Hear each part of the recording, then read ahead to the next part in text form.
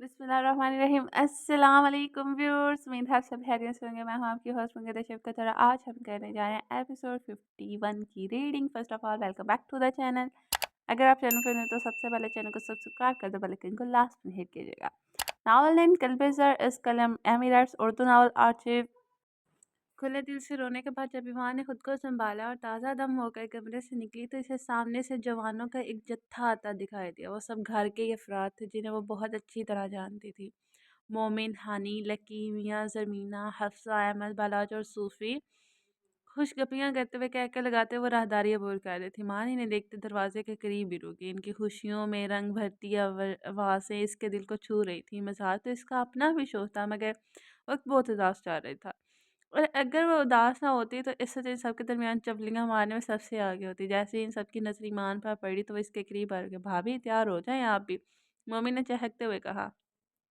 किस लिए? माँ ने हैरानी से फालिया नजर से मोमिन की तरफ देखा। आज मोमिन भाई हम सबको आउटडोर डिनर पर ले जा रहे हैं, अपनी ब्रांड न्यू गाड़ी पर। तो आप भी चले हमारे साथ। हानी ने जल्दी से वजाहत देते साथ चलने का इशारा किया। लेकिन मैं कैसे? माँ ने थोड़ा झिझकते हुए कहा।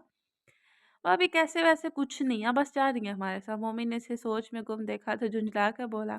फिर शरारत भरी मुस्कुराहट के साथ बोला, अगर आप सिक्योरिटी रिस्क की वजह से सोच रही हैं तो आपकी इत्तला के लिए है कि आपकी पूरी फौज यहाँ पहुंच चुकी है। कौन सी फौज? ईमान ने हैरत से पलकें झपकाई। आपके गार्ड्स, ये बड़े बड़े डोले, ये आईफल टावर जितने कद और इनके कद से भी दुगने कद की बंदूकें। हानी ने शोही से नक्शा खींचा तो मोमी ने इसके साथ पर चपट लगी। बंदूकें नहीं थी, जाहिर राइफल्स थी। इसके थप्पड़ झड़ने की देर थी कि बलाश ने अपनी मनकूहा की हमायत में फौरी कार्रवाई करते मोमिन की कमर पर ऐसा जोरदार मुक्का रसीद किया कि उसकी बेसाख्ता करा निकल गई। ओई माँ! हाय रब्बा! ज़ालिमो, ये तो सीधा सीधा अज़वाजे इत्तेहाद का अमली मुज़ाहिरा है। वो कराहते हुए कमर मसलते बोला तो बलाश ने भी धीमा सा मुस्कुराते कंधे उचका दिए। मोमिन को लग रहा था कि इसकी कमर टूट ही गई थी। दर्द की शदीद लहर पूरे जिस्म में गर्दिश करने लगी थी। तभी बेसाता कराते हुए बोल पड़ा। हद है यार, मुझे तो लग रहा है जैसे घर के अंदर में एक रेसलिंग रिंग बन के रह गया हूँ मैं। हर कोई मुझे ही मार रहा है। इसकी बेबस आवाज़ पर सबका कहका बेसाता हुआ था, जबकि ईमान पर मुश्किल मुस्कुरा सके। एक ही सोच ज़हन में थी, मीरा और उमर। मगर अभी वो फिर से सोचों में खोती कि हानि की जोशीली आवाज़ फिर से गूंजी। ओ भाभी, कसम से क्या गार्ड्स हैं आपके! इन सबको एक साथ देखकर ऐसा लग रहा था जैसे किसी एक्शन मूवी की शूटिंग होने वाली हो। ये डुशम डुशम शू ठा ठा।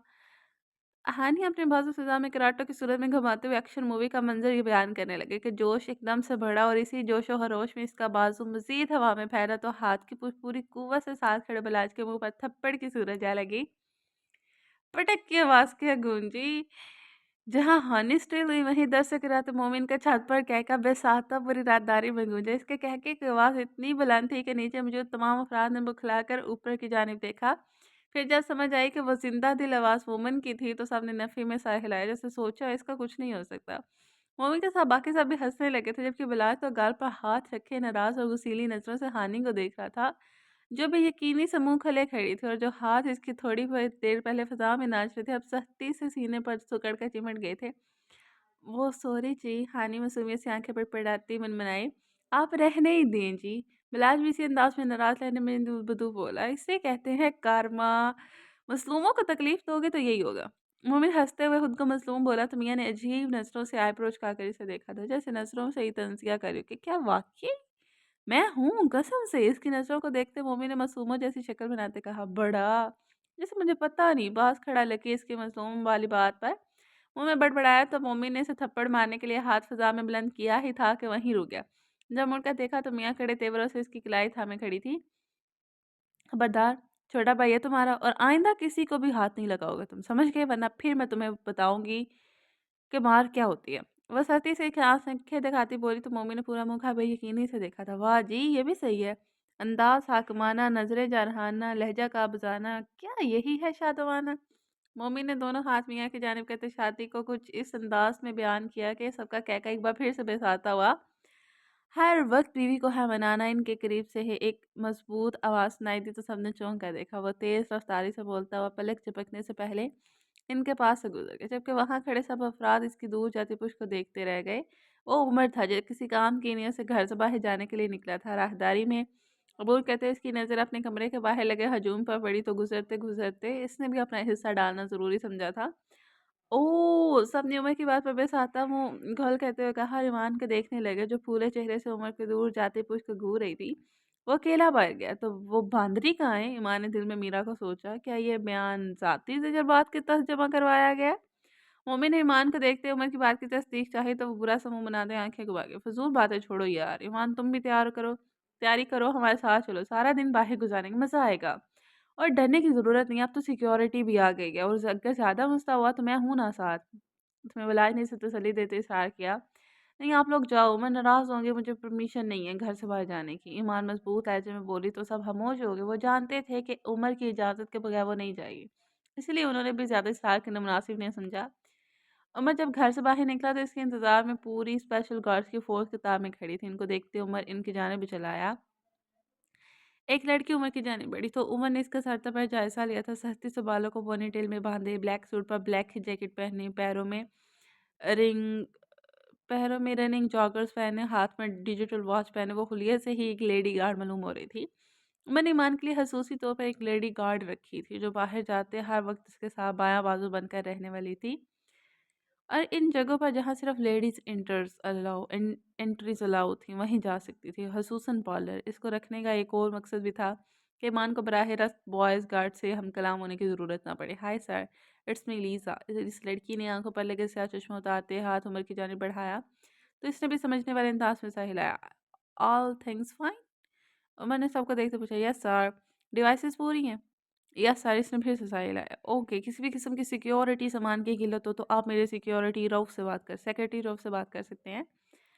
आराम से बात करते करते मैंने एकदम से अपनी पैंट की पूंछ से पिस्टल निकाली और पलक झपकने से पहले सामने खड़ी लड़की के पैर पर फायर कर डाला। मुकाबल भी हादसा माहिर था।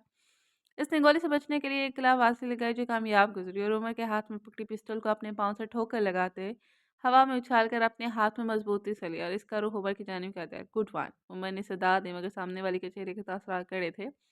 वैसे कलाबाजी के अलावा भी काम हो सकता था, बट स्पीड इज़ परफेक्ट। कहते साथ उमर ने बिना अपनी जगह से हिले अपनी टांग सीधे ऊपर को उछाली तो इसका शूज सीधा इस लेडी गार्ड के हाथ पर लगा और सेकंड के वक्फे से पहले पिस्टल उमर के हाथ में थी।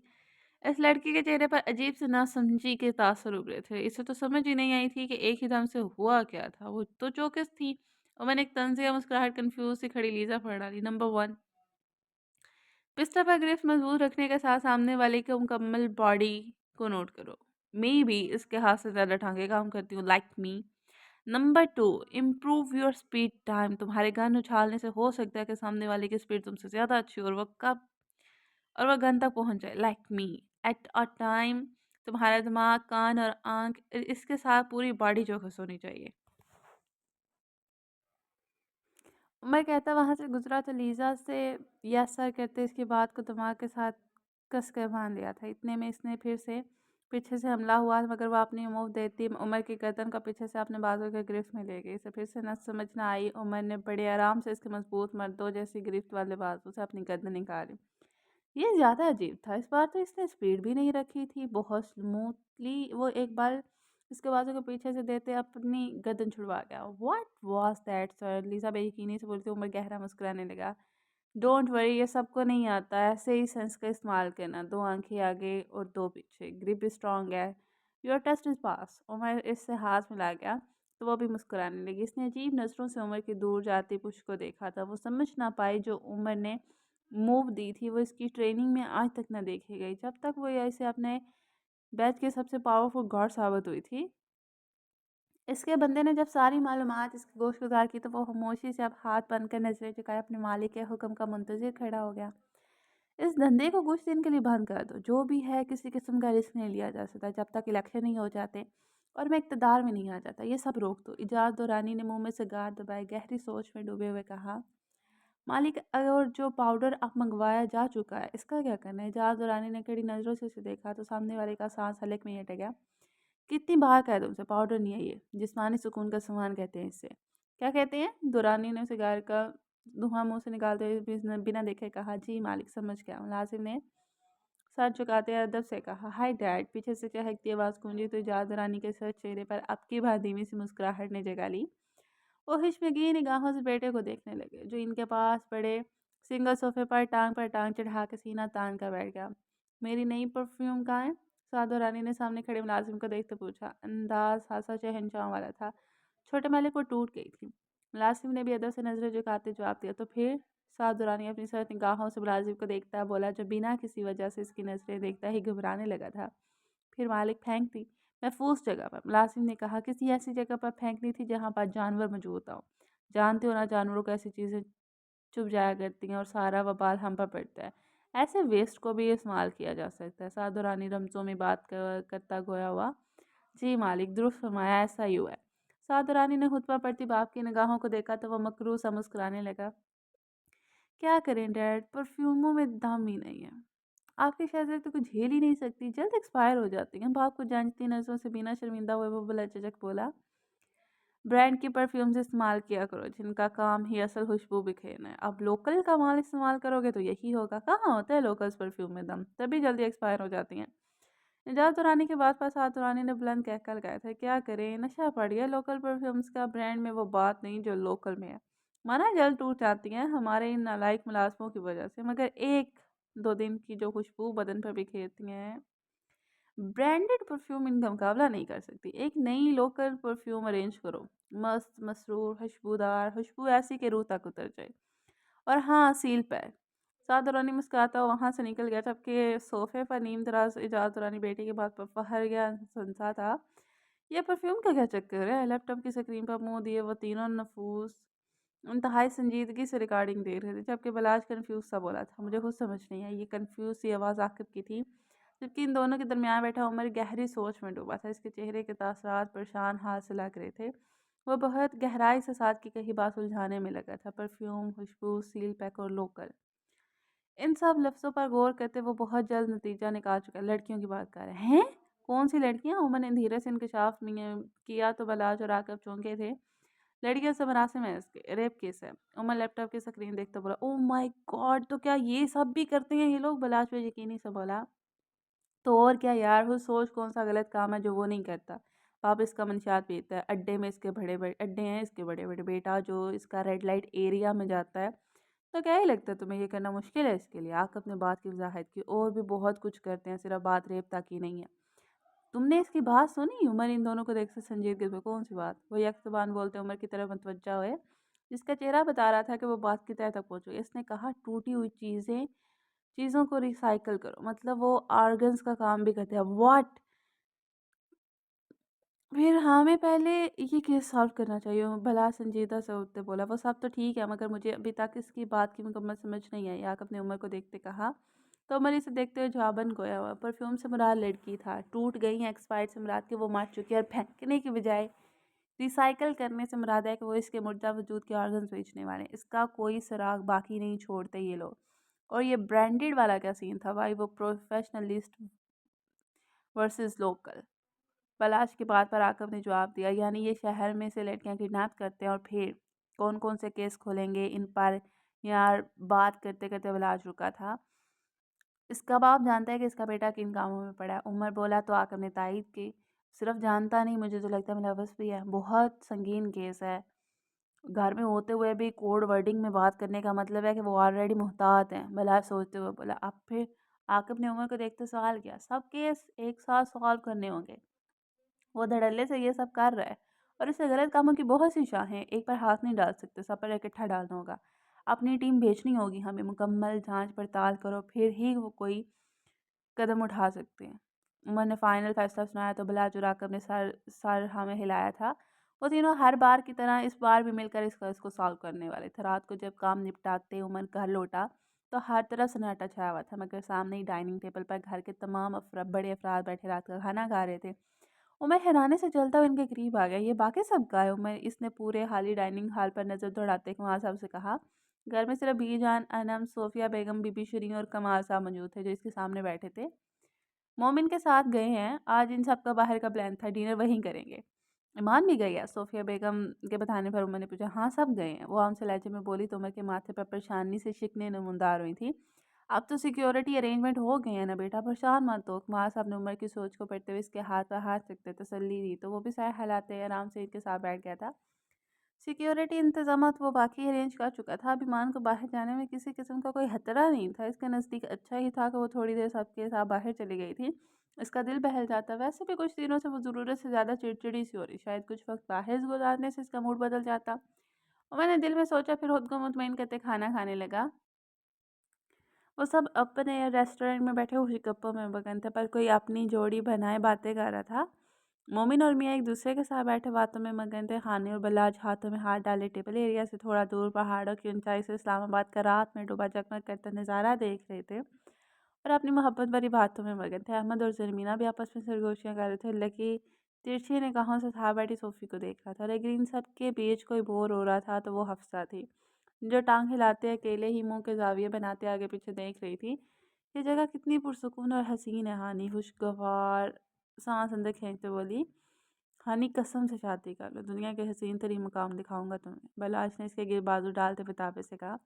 تو کروا لینا رخصتی، مجھے کیا کہتے ہیں؟ ہانی عام سے انداز میں بولی۔ ہے سچی کروا لوں؟ بلاش چونک کر سیدھا ہوتے اس کی جانب رک گیا اور اسے دونوں بازوں سے پکڑتے اپنے سامنے کرتا بولا، تو ہانی نے شرماتے ہوئے سر ہاں میں ہلایا اور چہرہ جھکا گیا۔ بلاش بھی ساتھ اس کے ہونٹوں پر جھکا۔ کیا کر رہے ہیں؟ ہانی ایک دم سے پیچھے ہوتے ہوئے ماتھے پر بل ڈالتے پریشانی سے بولی۔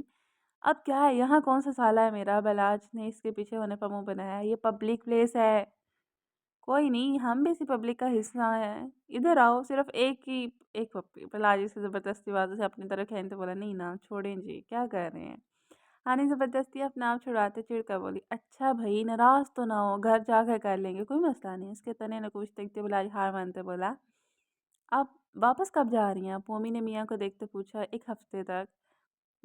تو نے کہا پہلے نیم تو سوچو اسلامک۔ میاں نے فون سے نظر ہٹاتے مومی سے کہا، ہاں سوچتے ہیں کوئی اچھا سا، چلو۔ وہ سیدھے ہو کر بیٹھتے دونوں نام سوچنے لگے۔ حور کیسا ہے؟ میاں چہک کر بولی، نہیں جی رہن دو، دنیا میں حور صرف جنت کی، دنیا میں یہ مذاق برداشت نہیں کر سکتا کچھ اور۔ مومن برا سا منہ بناتے بولا، جنت میں بھی میرے ساتھ ہی رہو گے تم، سمجھ گئے، ورنہ میں اللہ تعالیٰ سے شکایت کروں گی۔ میاں برا منہ بناتے بولی، ہاں ہاں ہاں، یہ اللہ تعالیٰ کی طرف سے مجھ جیسے نیک مت کے لیے نیک تحفہ ہوگا، اور پھر میں؟ میاں پریشانی سے بولی، تم تو ان سب کی سردار ہوگی نا۔ مومن نے اسے مسکراتے دیکھا کہا تو میاں بلا وجہ ہی بلش کرنے لگے۔ اچھا کچھ اور بتاؤ پھر نا، گھر جا کے سوچتے ہیں، ابھی ہم اپنی باتیں کرتے ہیں۔ مومن نے اس کا ہاتھ تھامتے بولا، ہاں ٹھیک ہے، بتاؤ پھر تمہاری کیا ہابیز ہے؟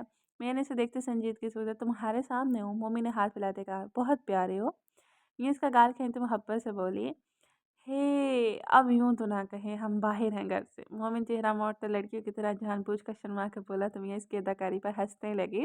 اچھا بتاؤ تو اسٹڈی کیا کر رہے ہو؟ میاں سنجیدہ ہوتا بولی، ایم ایس پاس کرنے کی کوشش کر رہا۔ مومن برا سا منہ بناتے بولا، اچھا گڈ، بٹ کوشش کا کیا مطلب ہے؟ وہ ایک سوچتے ہوئے بولی، پاس نہیں ہوتا نا، ہر بار فائنل سمیسٹر میں فیل ہو جاتا ہوں۔ میں نے تو بولا ہے سب کو، جانے تو کیا رکھا ہے پڑھائی میں، پر کوئی سنتا ہی نہیں۔ بٹ وائی، کیوں فیل ہوتے ہو؟ اور پڑھائی چھوڑنے کا کوئی سین نہیں ہے، پڑھا دوں گی، پاس ہو جاؤ گے تو۔ میاں ماتھے پر بیر ڈالتے بولی، تو مومی نے بیزاری سے اسے دیکھا۔ چلو جی، یعنی میں پڑھ لکھ کر ہی مرنا ہے جی؟ میاں اس کا بگڑا منہ دیکھتے ہنستے ہوئے بولی، ویسے آپ کی ہابیز کیا ہے؟ مومی نے مسکراتے میاں سے کہا، گارڈننگ۔ ارے واہ، وہ تو مجھے بھی پسند ہے، اس کے علاوہ؟ مومی نے اسے دیکھتے زبردستی مسکرا کر کہا، جبکہ دم سے کہا، سو بورنگ، ایم چائے لور۔ میاں مسکراتے فخر سے بولی، جیسے بڑا عظیم کام ہو۔ میں بھی۔ وہ پھر سے بولا، مگر دل سے دہائی دی، اللہ توبہ، east and west coffee is the best. اس کے علاوہ آئی لو اینیملز۔ میاں جوش سے بولی، تو مومن کا حلق تک کڑوا ہوا تھا۔ واہ کیا بات ہے، مجھے بھی گھر میں سب ڈنگر ہی کہتے ہیں جی؟ میاں نے نہ سمجھی سے بولا، اسے ڈنگر کا مطلب سمجھ نہیں آیا تھا۔ کچھ نہیں۔ مومن کا دل تو ہر چیز سے اچاٹ ہی ہو گیا تھا۔ میاں سمجھی بچی تھی اور وہ لفنڈر آوارہ بقول گھر والوں کے۔ اسے یقین ہو گیا تھا کہ اب اسے ایم ایس کرنے سے کوئی نہیں روک سکتا۔ ہونے والی بیگم سے وہ حفصی سلجھی واقع ہوئی تھی۔ ایمان اندھیری رات میں گھر کی چھت پر اکیلے کھڑی گہرے سوچوں میں ڈوبی ہوئی تھی۔ اسے عمر کا رویہ سمجھ نہیں آ رہا تھا۔ ناشتے کے بعد بھی وہ اس کے پاس سے مینا اسے دیکھے گزر گیا۔ ایک عام نظر تک اس نے ایمان پر نہ ڈالی۔ ایمان اداس دل سے کئی گھنٹے چھت پر گزارے تھے۔ سب گھر والوں کو لگ رہا تھا وہ سب کے ساتھ اس وقت باہر آؤٹنگ پر گئی تھی، جبکہ ایمان محترمہ چھت پر کھڑی آنسو بہانے میں مصروف تھی۔ اسے چھت پر آئے شام سے رات ہو چکی تھی۔ تھوڑی دیر پہلے اس نے عمر کی گاڑی اوپر سے ہی گھر سے باہر جاتے دیکھی تھی۔ یقیناً وہ کھانا کھانے آیا تھا اور اس کے بعد پھر سے نکل گیا۔ اس نے فون کر کے پوچھا تک نہ تھا ایمان کو۔ ایمان نے اپنے ہاتھ میں پکڑے فون کو دیکھتے سوچا، جہاں عمر کی کوئی کال نہ آئی تھی۔ وہ پھر سے رونے لگی تھی۔ آج سارا دن اس نے پاگلوں کی طرح رو کر گزارا تھا۔ روتے روتے رات کا پچھلا پہر ہو چکا تھا، مگر جوان بوڑھے ابھی تک واپس نہیں لوٹے تھے۔ عمر سارے کام نپٹاتا 2 گھنٹے بعد پھر سے گھر واپس آ چکا تھا، مگر ایمان ویسے ہی ایک جگہ پر جام میں سی کھڑی تھی۔ ہوش تو اسے تب آیا جب اس کا سر بری طرح چکرایا وہ گرتے گرتے بچی، خود کو بمشکل سنبھالتے اس نے گھومتے سر کے ساتھ فون پر وقت دیکھا تو رات کے 12:30 ہو رہے تھے۔ اس کی آنکھیں نہ سمجھی سے پھیلی، وہ 5 بجے اوپر آئی تھی اور ایک ہی مقام پر اتنی دیر کھڑی رہی۔ اس نے آسمان کی جانب دیکھا جہاں گہرا اندھیرا چھایا ہوا تھا۔ کئی گھنٹے اسٹیل کھڑا رہنے کے باعث اس کی ٹانگیں بھی سنوتی کانپنے لگی تھی، پورا جسم اکڑ گیا تھا۔ ایک قدم بھی اٹھانا ایمان کو دشوار لگ رہا تھا، سر دل سے پھٹا جا رہا تھا اور جسم گرم پڑ چکا تھا، اسے شاید بخار ہو رہا تھا، پیٹ میں بھی بھوک کے سبب شدید درد ہو رہا تھا۔ قدم گھسیٹتے وہ ہمت کرتی بمشکل سے چلتی ہوئی نیچے آئی تھی۔ راہداری میں قدم گھسیٹتے وہ چل رہی تھی کہ نظر سامنے سے آتے عمر پر پڑی جو شاید آفس روم سے آ رہا تھا۔ وہ ہاتھ میں پکڑے فون پر نظریں جمائے تیزی سے چلتا اپنے کمرے کی جانب آ رہا تھا، اس کا رخ ایمان کی جانب تھا۔ ایمان نے گھومتے سر کو بمشکل سنبھالتے عمر کو غور سے دیکھنا چاہا، مگر نکاہت اور طبیعت کی شدید خراب ہونے کے باعث اس کا فوکس عمر پر نہیں بن پا رہا تھا۔ نسلیں منتشر ہو رہی تھی اور ٹانگیں جواب دیتے کانپنے لگی۔ عمر کو اپنے سے دور کس وجود کا احساس ہوا تو وہ جو کمرے کے ہینڈل پر ہاتھ رکھے اندر داخل ہی ہونے لگا تھا۔ ایک دم الٹا قدم لیتے اس نے اپنے دائیں جانب دیکھا تو حیرت سے آنکھیں پھیل گئیں۔ ایمان! عمر نے ماتھے پر بر ڈالتے سے دیکھا تو جو دور راہداری کے وسط میں کھڑی سے دیکھ رہی تھی۔ اس کی حالت دیکھتے عمر کو کہیں سے بھی نہیں لگا تھا کہ وہ گھر سے باہر گئی ہوگی۔ تم تو سب کے ساتھ ڈنر پر گئی تھی نا؟ عمر آرام سے چلتا ہوا اس کی جانب بڑھتا دور سے ہی بولا تھا۔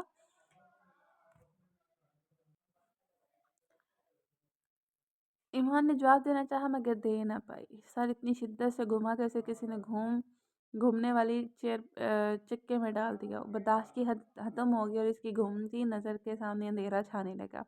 تمام حواس ایک دم سے خاموش ہو گئے، اپنا وجود چھوڑتے بری طرح سے لیٹ کھڑائی تھی۔